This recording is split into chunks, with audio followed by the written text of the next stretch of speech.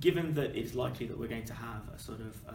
an exit negotiated over a 2-year period, and there'll be a number of details that need to be sort of fleshed out as a result of that, the immediate thought that multinationals should have in the event of a vote to leave is what do they think would work best for businesses,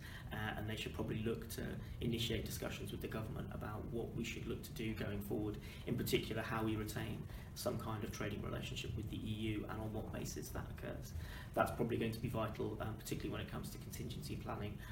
For example, multinationals that trade goods and services within the EU currently, the landscape may look very different if we choose to leave, for example. And if the government make good on their promise to actually immediately serve notice on the EU that we wish to leave following a vote to go, what happens is that there's initially a 2-year period for the exit to be negotiated. And I think that we're of the view that it would have to be a negotiated exit because there are a number of complexities that need to be dealt with. What would also happen is that the UK would have to think about, as part of negotiating that exit, what type of residual relationship it would like to have with the EU. So from a tax perspective, one of the things, for example, that we'll be thinking about is how we would like to deal with things like customs and excise duties and VAT going forward. Being part of the EU means that import duties and import VAT don't impact cross-border supplies of goods, and that's something that we'd have to look at as part of a negotiated exit. If we were to leave the EU in its entirety, then we would be trading with the EU as a member of the World Trade Organization, much like a number of other third countries at the moment. We could look to potentially join the EU Free Trade Association and the EEA, like Norway are. We could choose to join just the EU Free Trade Association in the way Switzerland have. And that would potentially offer us the opportunity to negotiate third country deals with the EU.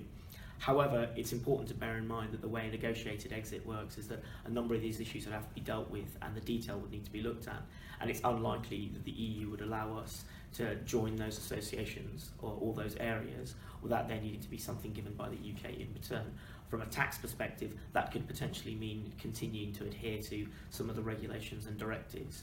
that have been instituted by the EU that we're currently governed by. So it shouldn't be assumed that even if we were to leave the EU, if we wanted to retain some kind of trading relationship with the EU, that we could simply drop all tax rules that are driven by EU legislation. I think that it is likely that given the UK's commitment to trying to implement BEPS and being keen to be seen as a sort of a leader in the implementation of BEPS, the likelihood is that a number of the tax changes that we would make would be matched by changes that are going to be made across the EU in any case. So the likelihood is that the OECD changes that are driven by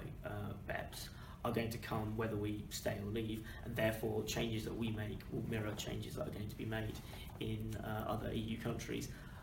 There's always the possibility that there would be some slight differences because there's always the danger when it comes to implementation that we could go a different way from the EU jurisdictions. If we're no longer part of the EU, we wouldn't, for example, be required to implement the EU Anti-Tax Avoidance Directive, the proposal which was recently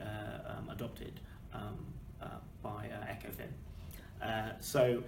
that is something to bear in mind, but given the fact that the tax code will be in flux generally, it is possible that a number of these changes would look similar whether we stayed in the EU or left the EU.